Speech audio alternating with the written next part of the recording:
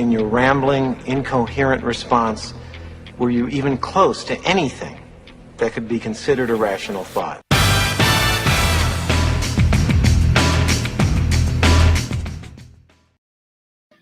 As always, that's just a fun little we have lots of rational thoughts today in the Author Brand Show. And the most rational man I've known for quite some time. He is an amazing mentor. He's been married 31 years. He works with men to help them become what he calls high-valued husbands. So pay attention to that one. His book, 300 Ways to be a High-Value Husband, is about to be released. In his previous life, he's a corporate executive, and he's owned his own marketing business for the past 21 years.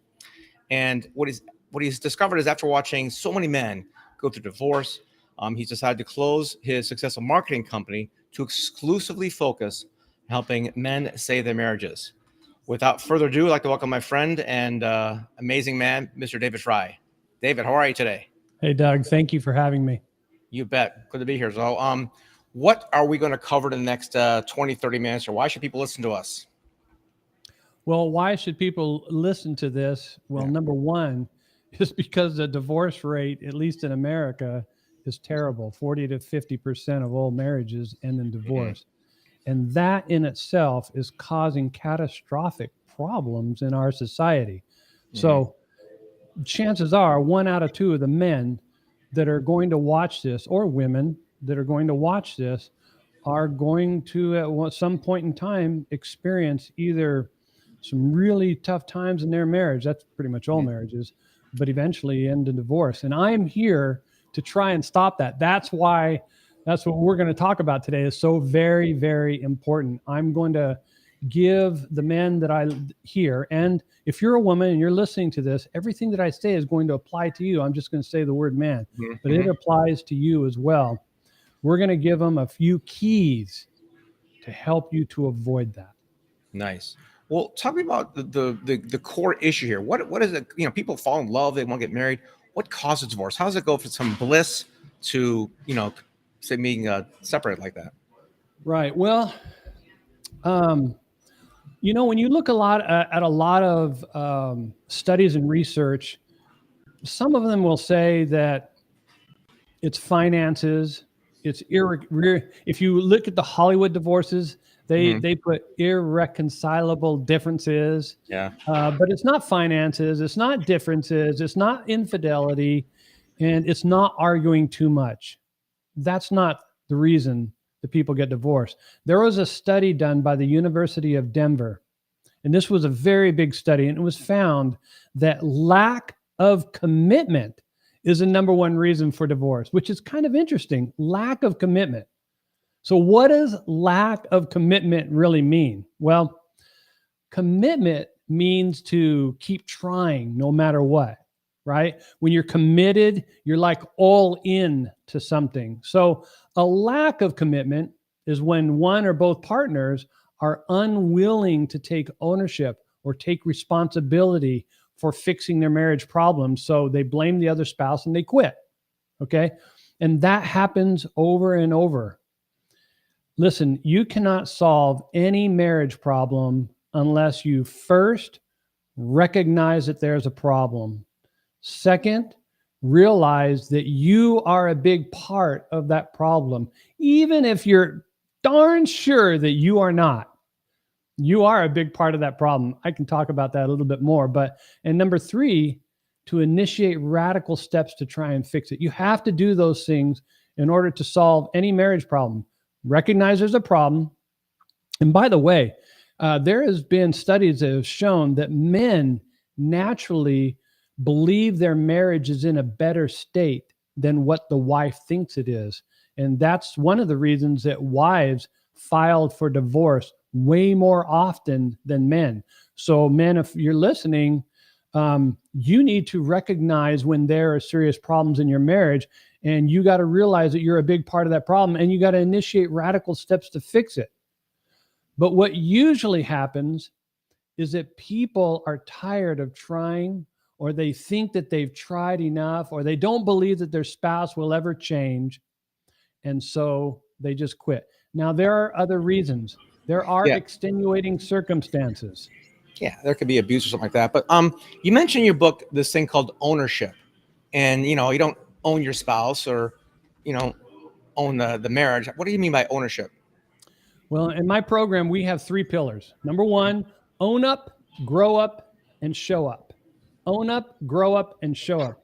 Those are the 3 pillars that I think that you need to become a high-value husband. So let's talk about ownership, because that's number 1. Own up is ownership. Ownership is a stronger form of, say, taking responsibility for a problem. And ownership has 5 parts. Number 1, again, you have to recognize there's a problem.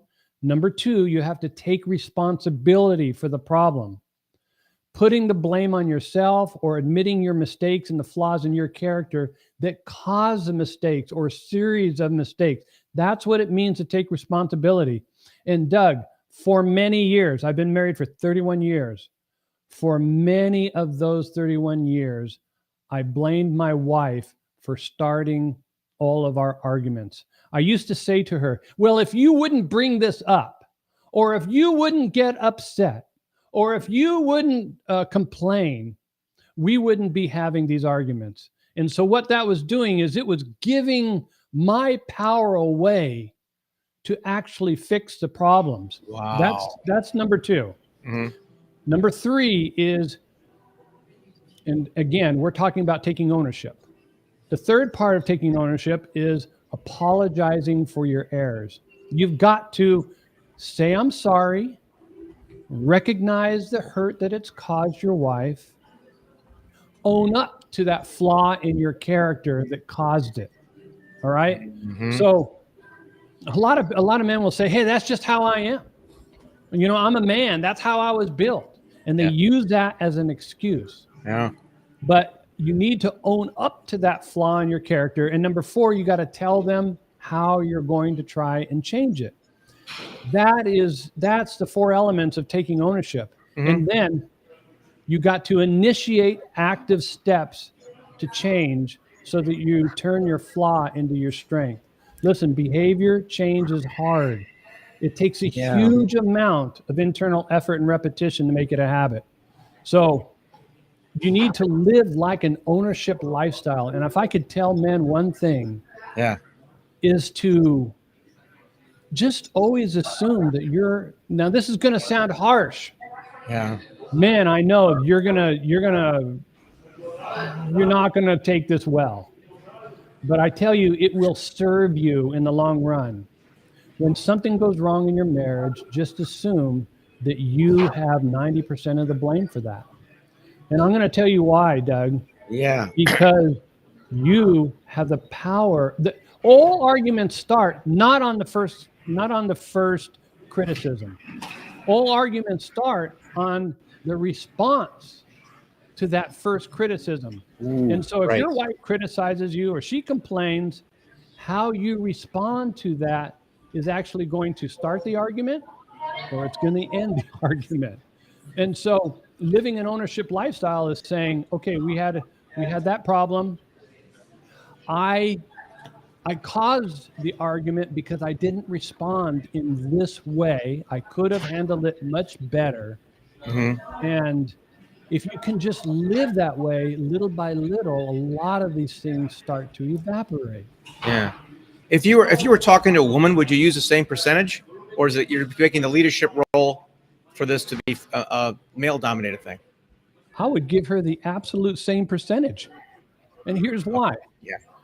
I mean, how do you fix a problem if you're a man or a woman? It's the same process.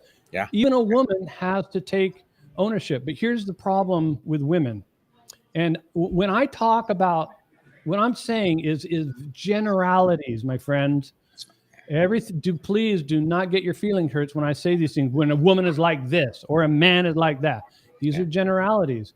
But a woman is built as a nurturer. We'll talk a little bit more about that. And so she will get her feelings hurt a lot easier than a man.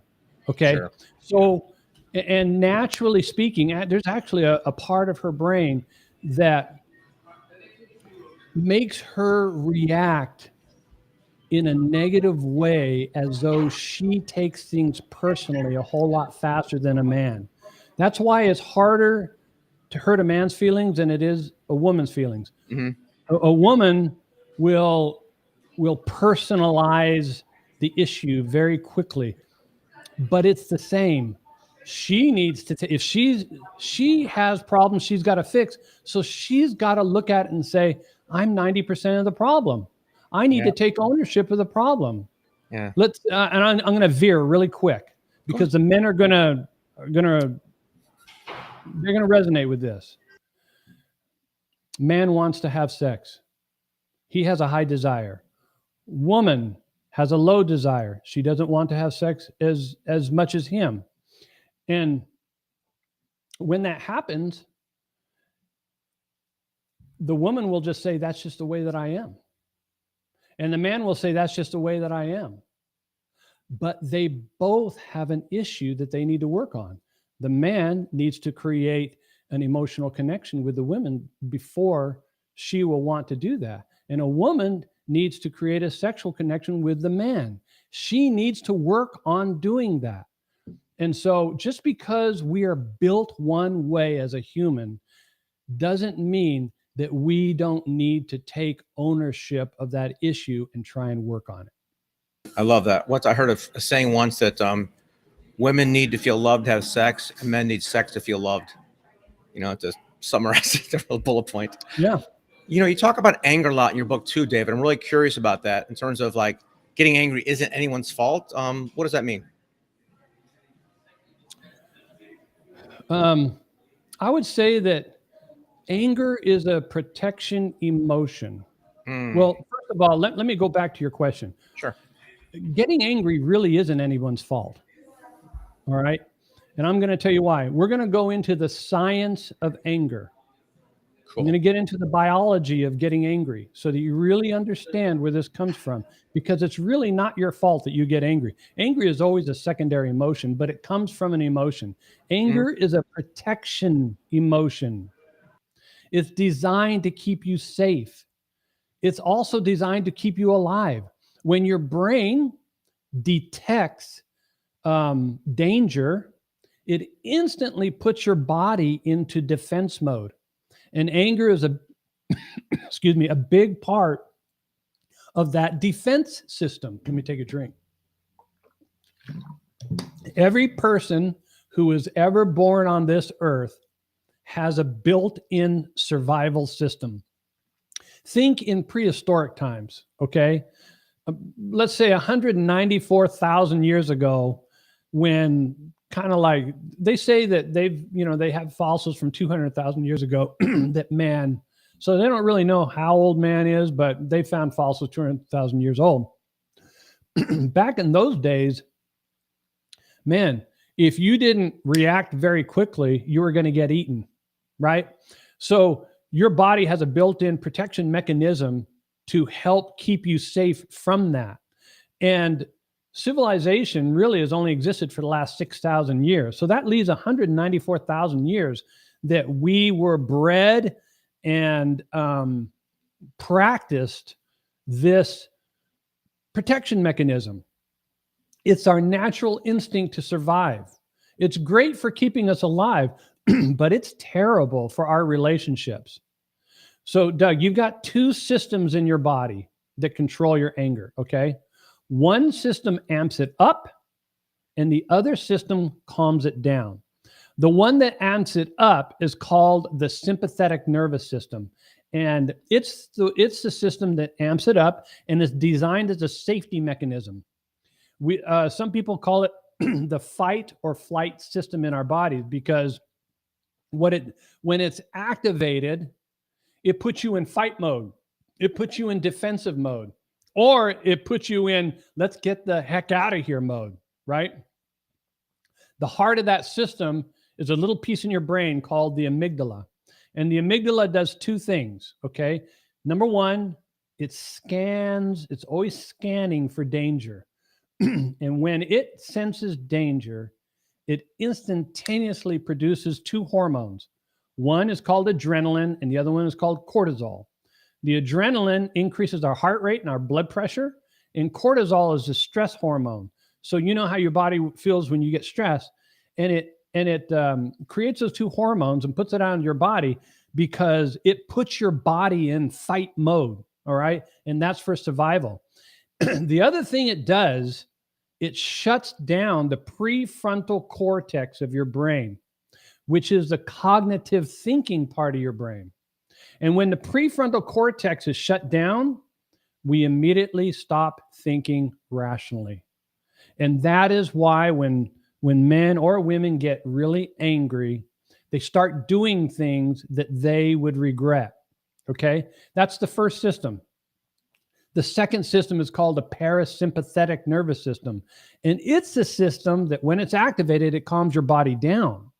Okay, so it's designed to bring your body back down to homeostasis or to bring it back into balance. And your body is always trying to come back in balance. So we're going to talk about a few things that men can do to activate the parasympathetic nervous system so that we can stay calm. So it's not really your fault if you get angry. Because you're genetically created to get defensive and retaliate when you feel danger. So I've got my explanation for that. Okay, great. 194,000 years of wiring in my brain. So I know in your book you had like 4 steps to train your brain to go into the calming state here. How do you do that? What are the 4 steps? Okay, so hang with me here. Yeah. Step 1 is to identify your triggers and understand the beliefs that are driving those triggers. So what's a trigger? A trigger traditionally is a traumatic event or a series of events that when remembered will put your body in the fight or flight mode. Okay. So triggers are safety mechanisms, but they don't work well again for creating harmonious relationships. I've got a broader definition of a trigger, which is anything that triggers you or puts your body into defense mode, anything that gets you emotionally amped up. So when I use the word triggers, plural, what I'm referring to is when your body activates the sympathetic nervous system. Okay. It's when the body goes into defense mode or gets you emotionally amped up. So the trigger is an event. Triggered is when your body gets amped up, okay? So the first step is to identify what those triggers are. Because if you can manage your triggers, then your body will never be your sympathetic nervous system will never be activated. And the way that you do that, now here it comes into the practical steps. Yes, let's go with that. So in my program, I have what's called a Better Next Time journal. And it's a journal. You can rename it to the argument journal. So when a guy has an argument with his wife, he goes to this journal, and the journal has 3 questions. Number 1, what was the trigger? Like, what was the event that started this all? Number 2, what was the belief in your mind behind that trigger? So for every trigger, we have some negative belief that's driving that trigger. And then the third one is, what could I have done differently to create a different outcome? So those 3 things. Is the belief of the trigger, is that like the actual event from the past? No. Or is it, that's not a value system. It's like, how would you define No, let me give you a specific example. I'm glad you asked me that. I'm going to get to a very specific example. Good. So a few of my triggers are when my wife jumps in and takes over what I'm doing. Okay, this is not a belief. This is a trigger. Got it. Okay, I'm going to get to the belief in a moment. So when my wife, if I'm doing the dishes and my wife comes over, hi, honey, how you doing? And then she just starts taking over, triggers me. When my wife corrects me. Yeah. When my wife tells me how to do something that I already know what to do. When my wife starts her sentences with the word no. I think it's a habit sometimes.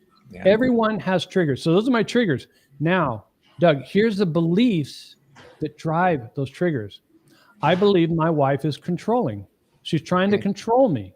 Right. Okay, this is an old belief. I've overcome this, but I feel like when she jumps in or corrects me or tells me what to do, that she is trying to control me. It is a negative belief that is false.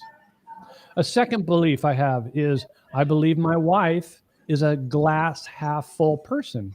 I believe that she has negative thoughts that kind of permeate her mind. Yeah. But that is not true either. So here's why people get angry.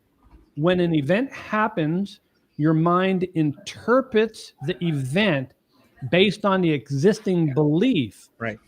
And it either interprets it as bad or good.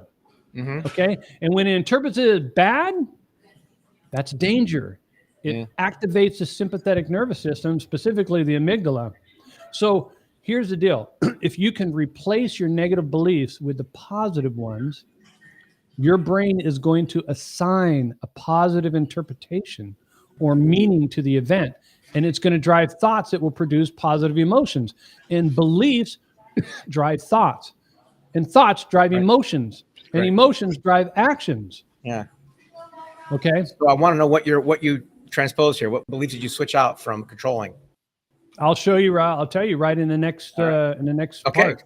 Awesome. We'll go through an actual example. That'd be great. Yeah, I love examples. That'd be helpful. Okay. So you identify them. Go ahead and tell me how that works. Step two. So step two is to now you have to reframe those negative beliefs into positive beliefs and embed those positive beliefs in your mind. Now, this is what therapists do. Okay, if you're going to go to a marriage counselor or a marriage therapist, this is what they will spend all their time doing, which can help. All right. They help you to reframe your negative beliefs about your spouse into positive beliefs. So now you have to reframe those negative beliefs.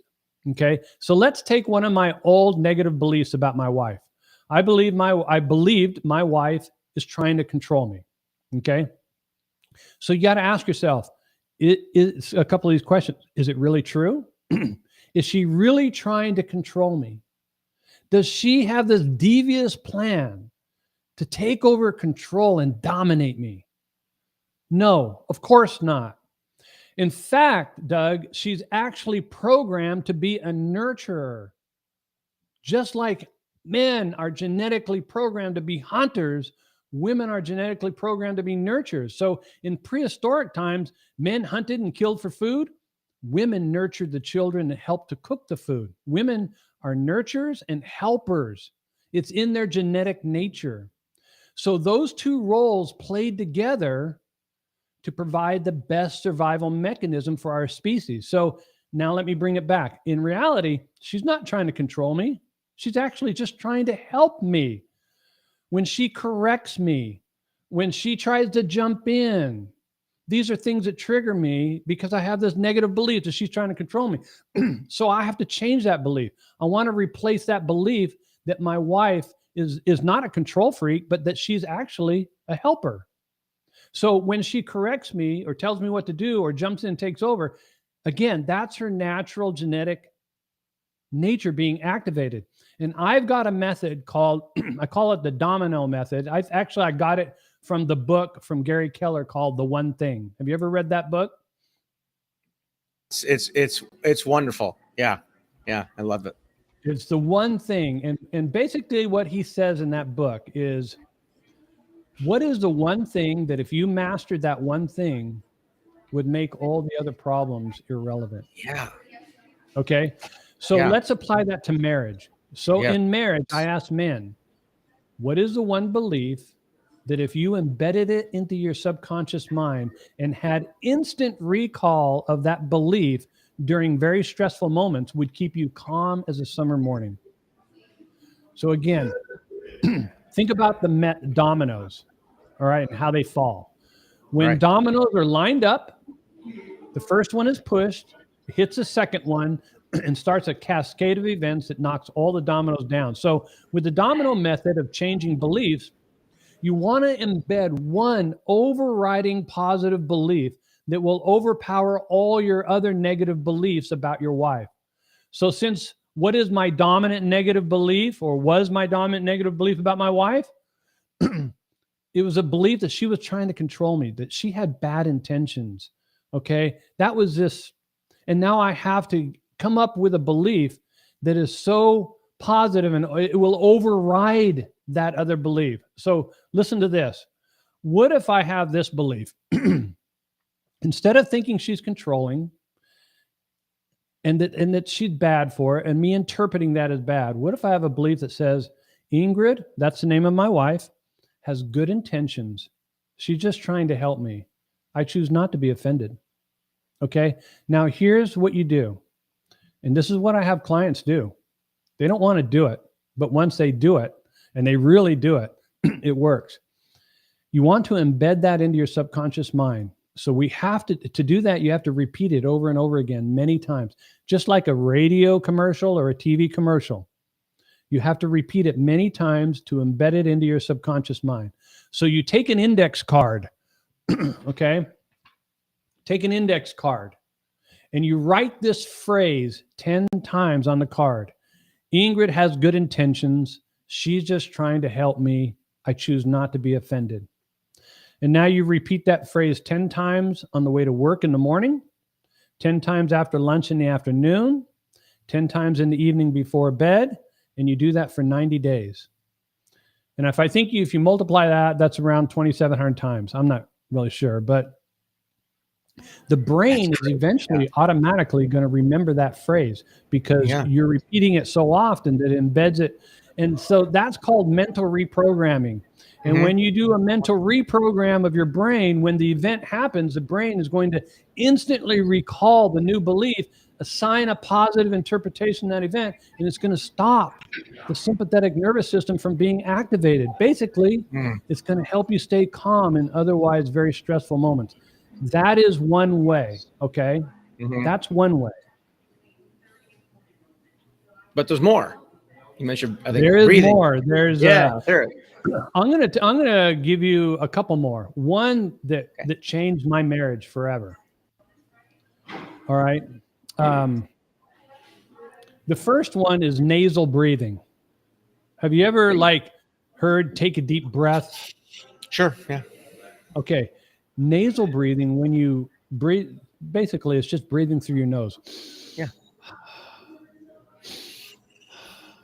When you do a nasal breath, I don't know how it works, but chemically inside your body, it activates the parasympathetic nervous system and calms you down. That's why, when you take blood pressure, before you take your blood pressure, you should do deep breathing because it activates the parasympathetic nervous system. Okay. So when you feel it, when you feel triggered, you start. Okay, that's not the one that changed my life. Okay. But that is one I still use till today. This is the one that changed my life. I was a yeller. I yelled at my wife. I yelled at my son. Yeah. And that was just a heinous crime. When I look back on it, I'm repelled by that. Yelling at my beautiful, tender wife. I used to yell at my wife, and I got so sick of it that I said, enough is enough. I've got to stop this habit of mine. So what I did is I concentrated. It took me 2 years. I put all my focus into what I call soft voicing. Soft voicing. So your voice has 5 levels, okay? Level 1 is a whisper like this. This is a whisper. That's level 1. Level 2 is talking like this. Level 2. Level 3 is a regular voice. Level 4 is talking a little bit louder like that. Level 5 is yelling. Got it. Okay? Yeah. So when you soft voice, when you feel something being triggered, you go down to level 2. You intentionally lower your voice. And then you talk like this. Okay, honey, let's talk about this. And you intentionally keep your voice low. What this does is if you keep it at regular, it will slip up into level 4. I promise you.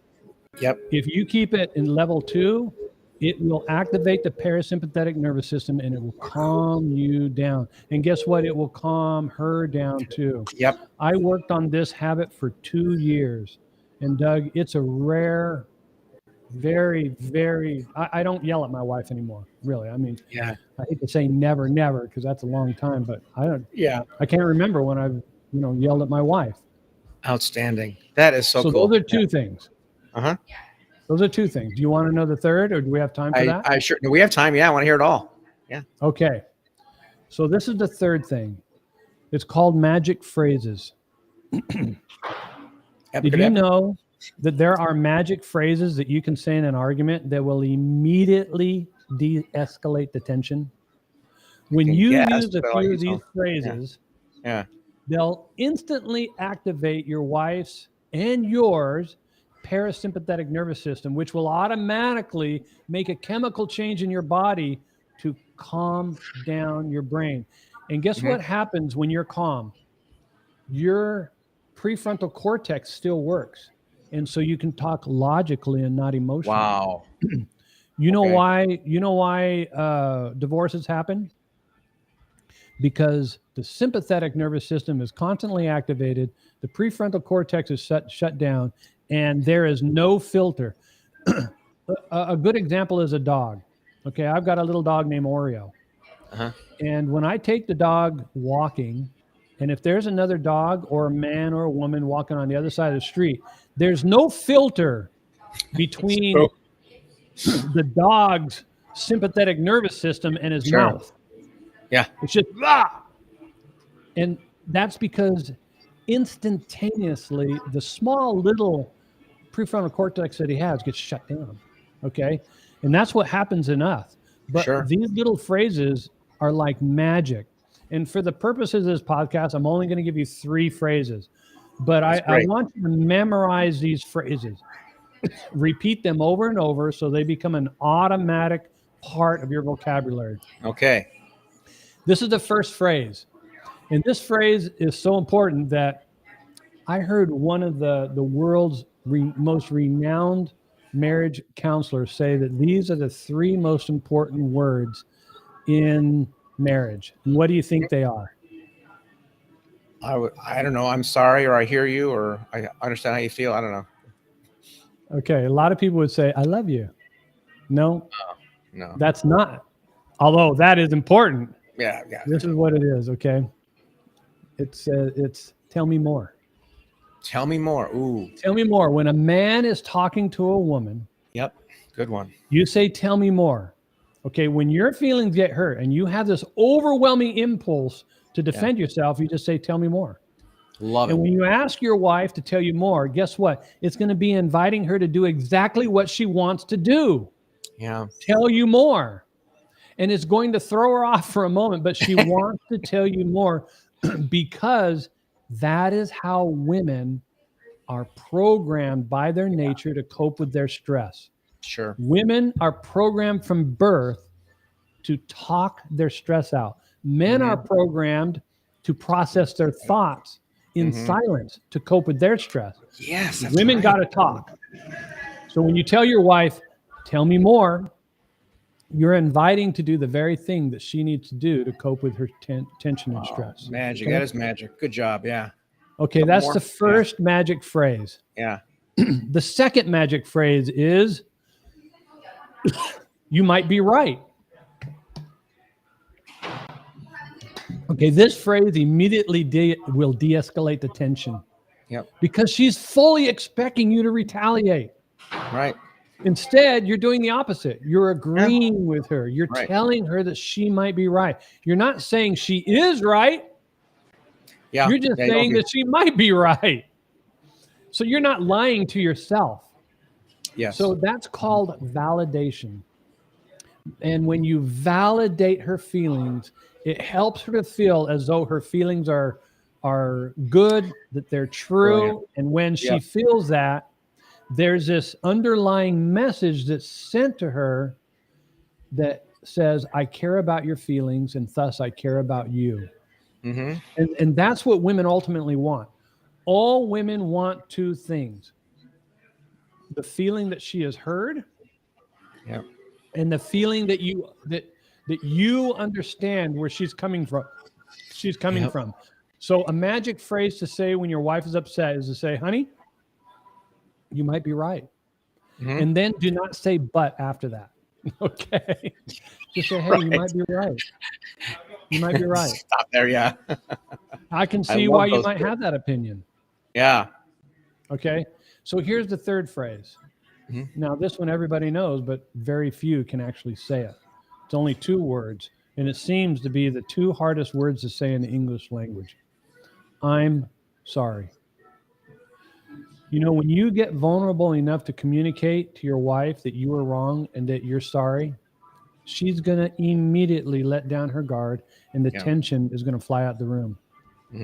So saying I'm sorry sends this message to your wife that she's right and you're not. And when she hears that, she has nothing else to argue. I mean, it sucks the negative energy right out of the argument. Yeah, Dale Carnegie 101, right? Don't have an argument.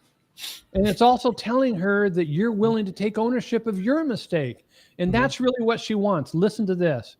Women want to know that you are wrong. Women want to know that that you're wrong. And men, we want the same thing. That's not just women. Everybody wants this because it justifies their own opinion and beliefs.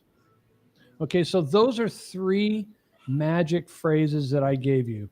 The 3 magic phrases are, tell me more. You might be right. I'm sorry. Love it. Very good.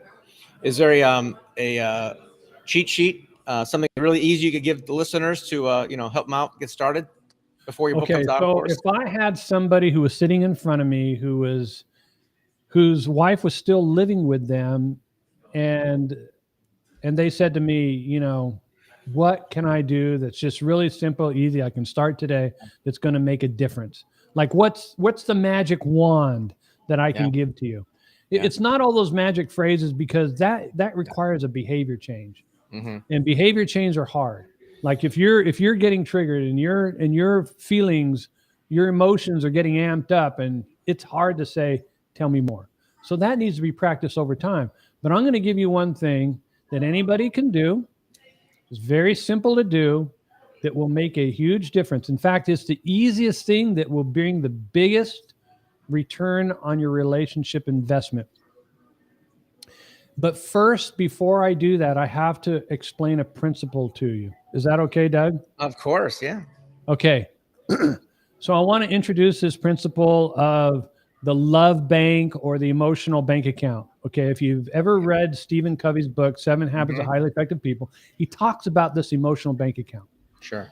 And a husband and a wife each have bank accounts. Yeah. He has a bank account with her, and she has a bank account with him. Okay. And there's basically 3 levels in that bank account. The lowest level is called what I call the tension zone. The mid-level is what I call the satisfied zone. And the highest level is what I call the contentment zone, or the honeymoon zone. Okay. Right. So when your relationship is in the tension zone, no matter what you say or do, your behaviors are going to be interpreted as negative. Right. I mean, have you ever been in a situation with your wife where it's just high tension in your marriage? It's like, hey, I can't say anything. You're just going to get pissed off. Yep. Right? That's how you know when you're in the tension zone. So when your relationship is in the contentment zone, however, you and your wife are going to overlook a lot of annoying behaviors, just like you did when your marriage was in its original honeymoon phase. Sure. Listen, all marriages started with a honeymoon phase. All marriages started with the intention of going on forever. All marriages started because 2 people loved each other, right? Right. So when they're in that phase, there's not, like when you're dating, you overlook a lot of annoying things. Yep. And I'm telling my daughter right now who's dating, I'm like, if a guy is doing anything that kind of even little annoys you right now, and you're just like, oh, that's cool, I really like the guy, trust me, when you get in your marriage, that's going to annoy the heck out of you, and it's going to be a problem. Okay. Yep.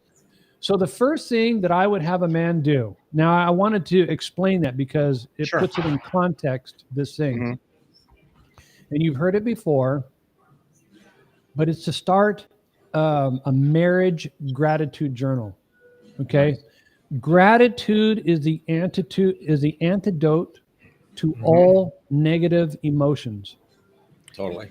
So here's what you do. Once a day, you think about a thank you, a compliment, or an appreciation. A thank you, a compliment, or an appreciation that you can express to your wife. And you write that one thing down.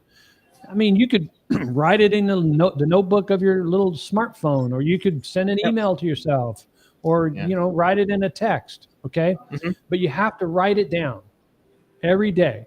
Set an alarm on your phone for 10 o'clock. When it goes off, okay, I've got to write in my gratitude journal. Takes you about 1 minute. That's it. But the second part is to communicate that thank you, compliment, or appreciation to your wife somehow. So preferably you want to do it face to face, but you can also write a note. You can leave that note on their steering wheel, or on the mirror in a bathroom, or on the refrigerator door. You can send a quick video to her with your smartphone. You can text her. I mean, that's kind of it's better than nothing, right? My wife and I were sending gratitude. I remember we had a long phase where we were texting gratitude messages to each other, and I'm telling you, it had a big impact.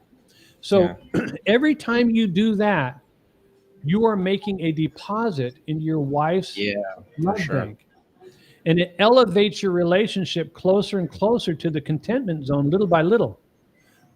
Okay? Or maybe your marriage is already in that contentment zone. Communicating gratitude is going to keep it there. Right. So I have my clients do what's called a DMAPPing system. And I won't get into it, but basically DMAP stands for Daily Marriage Action Plan. And it's a 1-page action plan for that day.